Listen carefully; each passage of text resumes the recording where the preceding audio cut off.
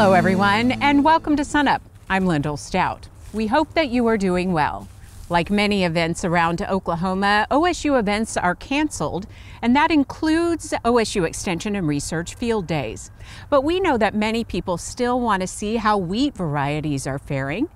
OSU Extension Small Grain Specialist Dr. Amanda Silva will take us to a couple of stops this week, beginning in Altus, where she's joined by Gary Strickland, our Jackson County Extension Director. We have WB 4792. It's a variety that has shown a good yield, very good milling and baking quality. Also second year in the trial, so we are still learning about it. We'll have more information about it by the end of the season. Has shown good forage production, good disease resistance package with a combination against leaf rust, stripe rust, Hessian fly, even with streak mosaic. On the mid to late side of maturity, very good lodging tolerance, very good test weight, and its resistance to wheat streak mosaic makes it suitable for the western region. Another one from AgriPro, we have SY Rugged. It's a high yielding dry land variety. It has a good grazability, a great disease resistance against leaf rust and stripe rust, so great combination against those. On the mid-early side of first hollow stem, tolerant to acid soils, moderately tolerant to lodging, very good test weight, drought tolerance. It's suited for most of the areas here in Oklahoma. Yeah, it has. I think it's another one of those variety per its name. It's kind of a tough variety, does well, did fairly well in the Altus trials this last year. Wasn't the top yielder, but it was still in there in that intermediate range, and it has that drought tolerance, so I think it has a fit in the Southwest. Would you tend to agree with that? Yes, for sure. Right. Yeah.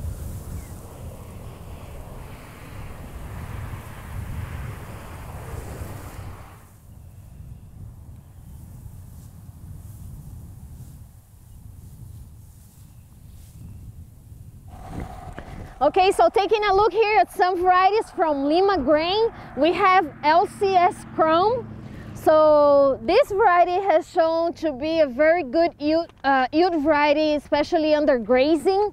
Broadly adopted in Oklahoma under irrigation and dry land. Good forage production, a good disease resistance package, especially with the combination against leaf rust and stripe rust. It's on the late side of maturity. It's late to first hollow stem, tolerance to acid soils, excellent against lodging, so it's more like a medium height variety, good protein and a good test weight. It's a good variety, and it's also recommended to plant it on time.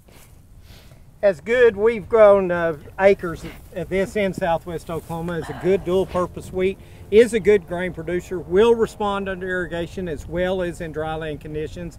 Amanda has Hessian fly resistance. I think there's some question, is it intermediate, is it resistant?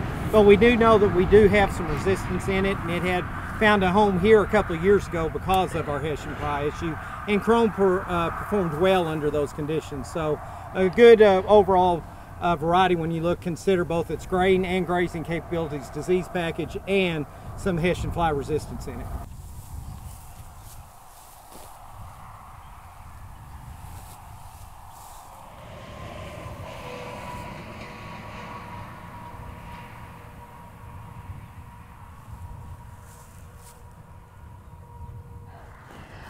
Taking a look here at varieties from Texas A&M, marketed by Ag Seco.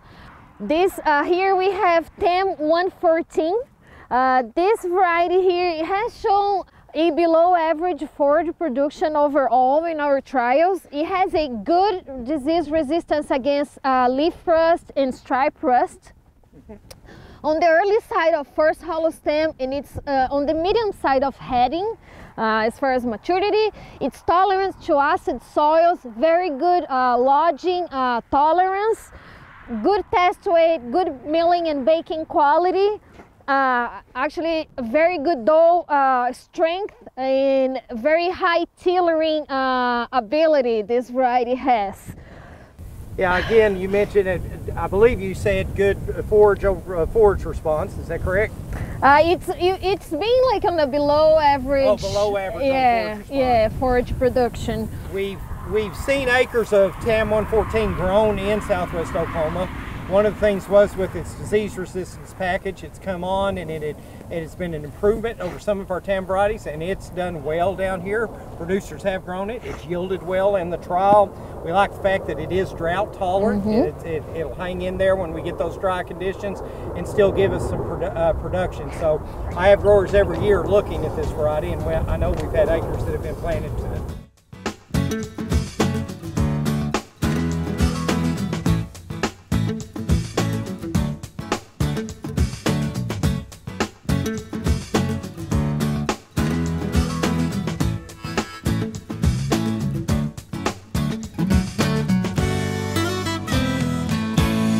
Hi, Wes Lee with your weekly Mesonet weather report. Late April is traditionally when producers start hay production on the state's alfalfa and small grain crops. Recently, the weather in the state has been anything but favorable for that. April has been cold, wet, and cloudy so far. This chart shows April's average temperatures. The blue fill is the 15-year Mesonet average, while the dark line is the temperatures for 2020. All data have been smoothed.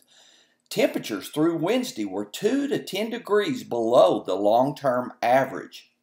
Humidity levels have been high as well. Again, the line is this April's data versus the long-term average in the blue fill. Most days have been much higher than the average. Evapotranspiration, or ET, is another way of looking at good hay drying conditions.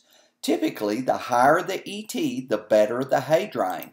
This chart shows that ETs in April have been much lower than the Mesonet long-term averages. The good news is a more favorable weather pattern for hay is in the forecast. While the chances of rain are never zero this time of year, the browns in this map shows they are below normal for next week. The reds in this temperature forecast are also indicating a good chance of warmer weather ahead. Hopefully some high-quality forage can be baled up soon.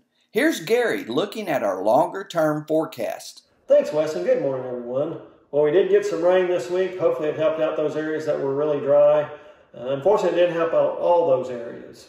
So let's take a look at the latest drought monitor map, see what we have.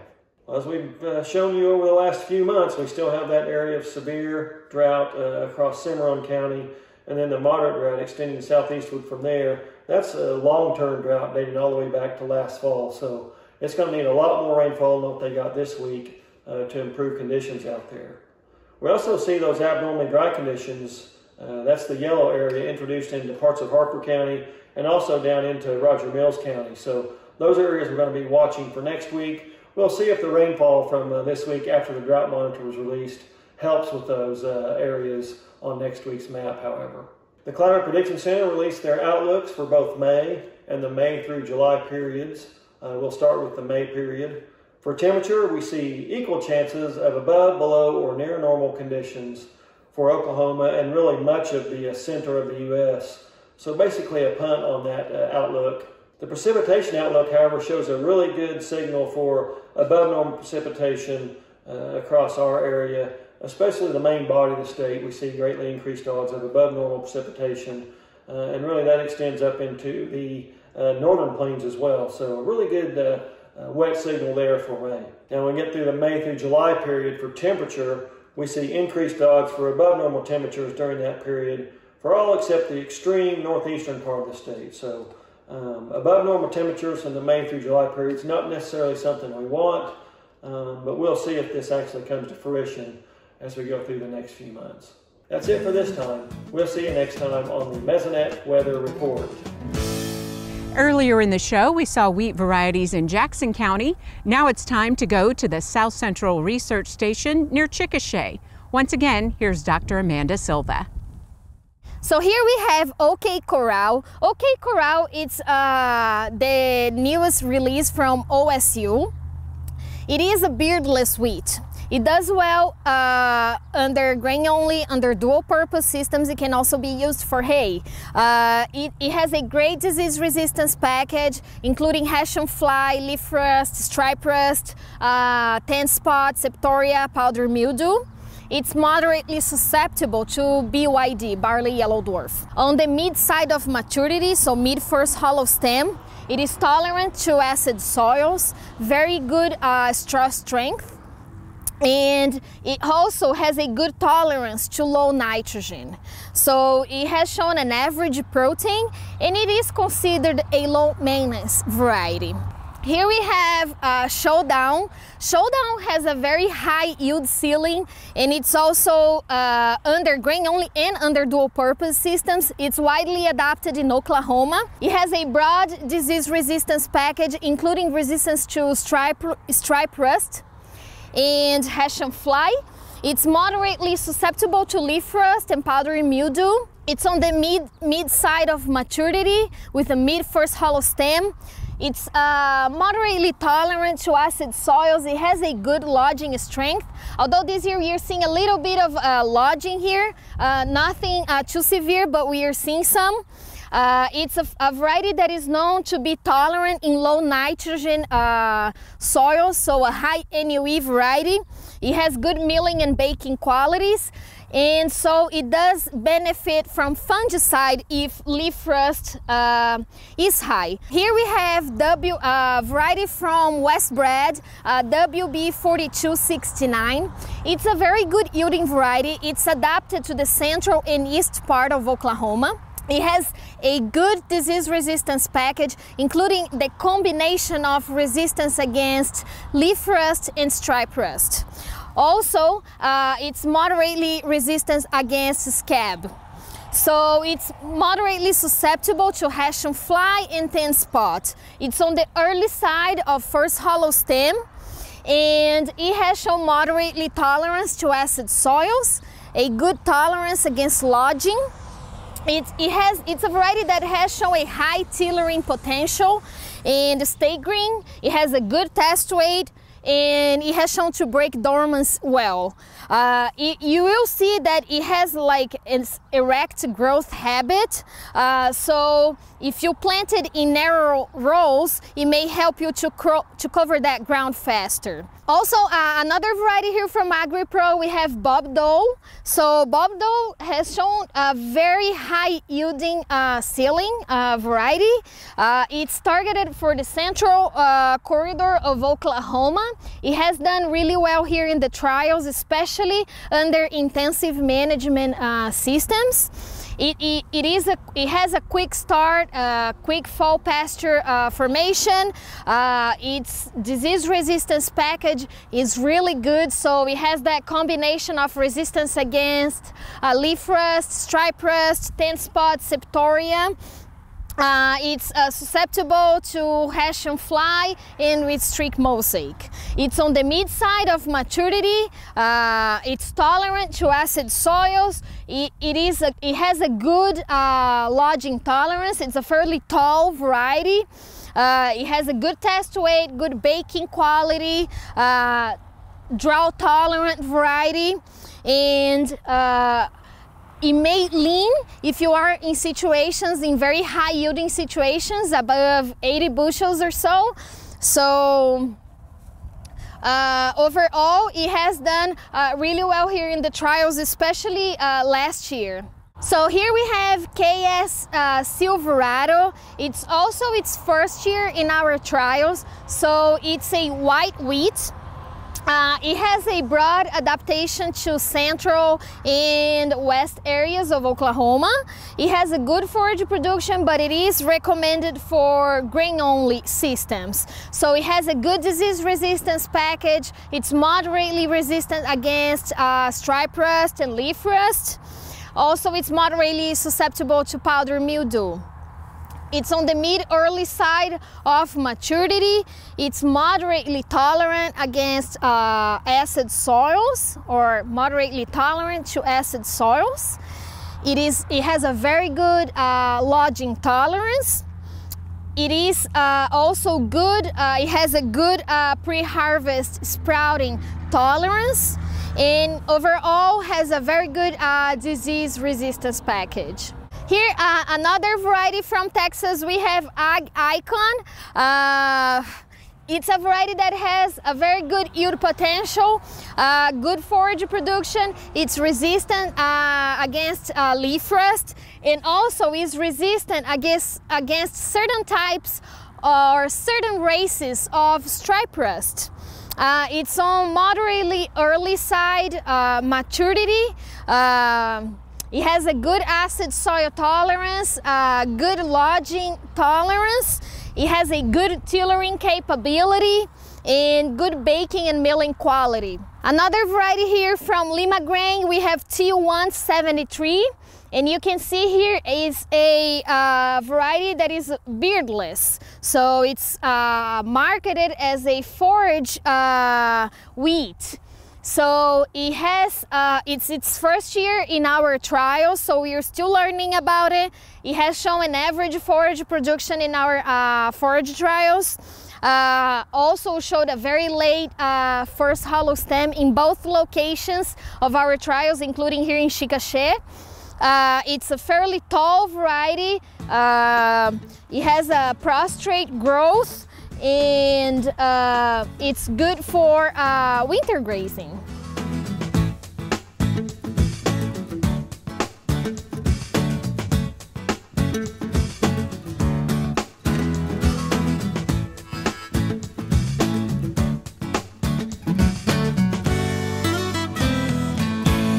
With all this talk on the news about the need for a human vaccine for coronavirus, it's a reminder to those of us in the beef cattle industry that we need to do a good job with the vaccines that we use to protect our cattle. We want to remember the most effectiveness of the vaccine is going to be when we first purchase it. And it's our job to keep as much of that effectiveness as possible until we actually get it injected into the animal that is going to need that for disease protection. A good part of that is during the storage of vaccine to make sure that the facility that we store it in is set at the proper temperature.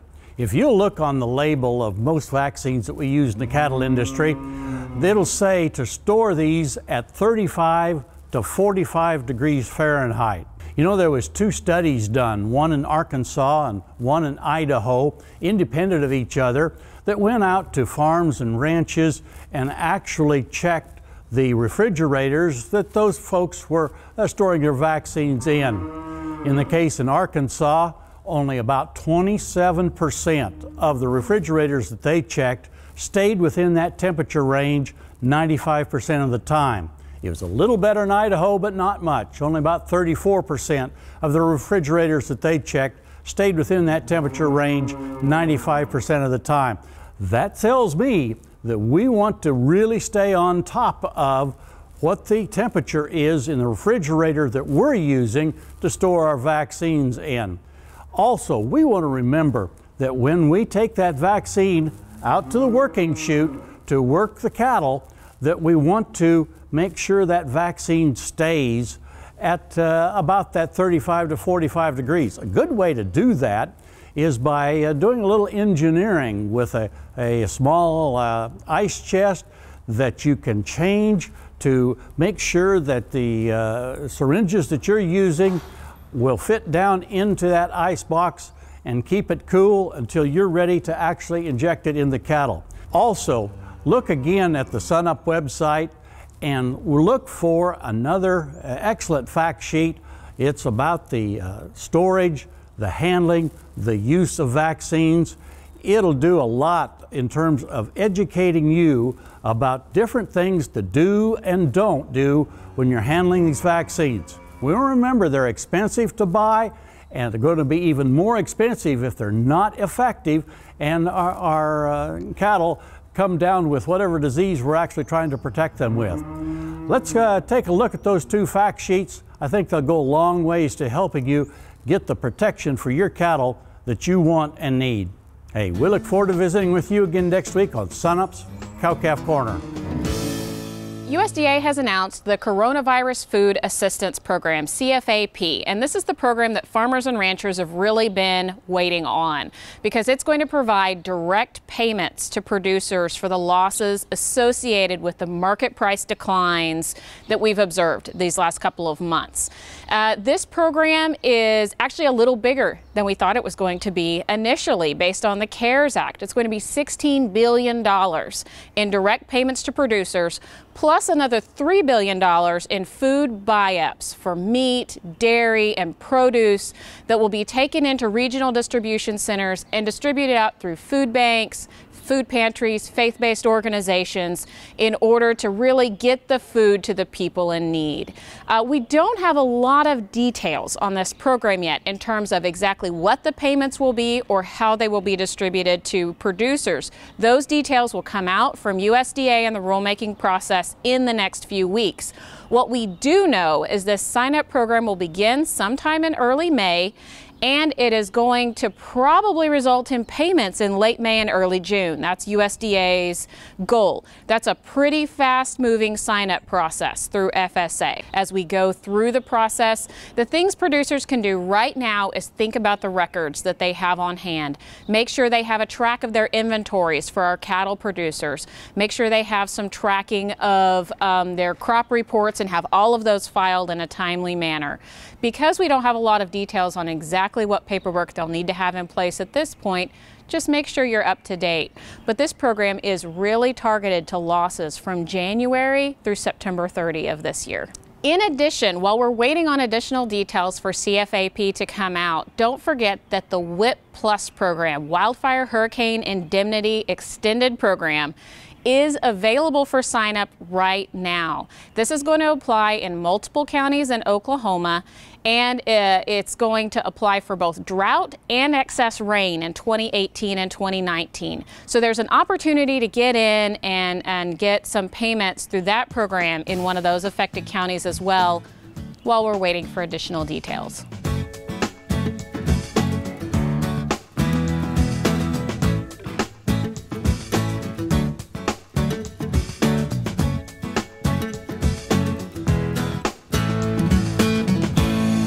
We're going to dive into world wheat production and the use of it. But Kim, before we do that, how does the 2020 wheat price look? Well, if you're looking at Burlington, Oklahoma, it's about $4.80. The Panhandle, it's $4.70, and down in southern Oklahoma, say Snyder, around $4.60. If you're looking at those basis off that Kansas City July contract, it's a -20 Burlington, -30 in the Panhandle, and a -40 at the southern Oklahoma. What does the supply and demand numbers look like for that crop? Well, if you look at the world going into the harvest this year, we're going to start out with a record 10.8 billion bushels. The world crop's projected to be by about 28.2 billion bushels. That's slightly higher than last year. It's a new record. If you use this year's record use of wheat of 27.5 billion and add it to the ending stocks, that means next year's ending stocks could be projected to be a record 11.5 billion bushels. How is the wheat harvest going so far? Well, if you look around the world, let's start with the #1 producer, the European Union. The word on the street is that they had problems in certain areas planting the wheat last year, that the acreage is down a little bit, and that there'll be 150, 160 million bushels left soft wheat for exports. Also, they've got some problems with their demand right now. They use wheat to make ethanol. That ethanol, with the oil prices, the ethanol demand's down, and so that use is down. You look at the #3 producer, India. They've started their harvest. As we talked about last couple of weeks, they had trouble getting the crews in there. Then it started raining. That's impacted the quality and the quantity, but they're still projected to produce a record crop. #4, Russia. We'll probably have 150 to 240 million bushel bigger crop this next year. That's going to weigh heavy on the export market. Of course, as you know, that comes in late August, September time period. The big news in the market right now is that Russia is going to limit exports. They normally do that this time of year, as does Ukraine. And you look at the #5 producer, the United States. not much change in production, not much change in use, but lower ending stocks at the end of the year. Overall, how does your outlook on the wheat crop look? About where it is. You know, we've been talking about it for, the last several months, around $4.75 to $5 wheat. It's going to depend on how much we produce, but the biggest deal will be the test weight and the protein. We get good test weight and protein, I think we may have a little higher price. That Kansas City July contract sitting right on $5. If we can get through that $5 and break that resistance, we got another maybe 20 cents up. We've been across the state looking at wheat, and the crop looks pretty good, Kim. With the prices being where they are, do you think this is an opportunity for producers across Oklahoma to kind of get in on it? Well, the other two times when prices got up here, I said, nah, I wouldn't do anything. I think third time may be charm. I may forward contract some wheat just to lock in this price, in case it goes in the tank. I'll have some to deliver at this price, but I wouldn't get carried away doing it. Do you still hold to your third, and third? No, I think the markets and what the news is telling us this year, that we've got a window in June, July, maybe into August, but when that big world crop comes on for the Russia and those other countries in August, September, I think we've got a big probability of our price going down. Okay, thank you very much. Dr. Kim Anderson, Grain Marketing Specialist here at Oklahoma State University.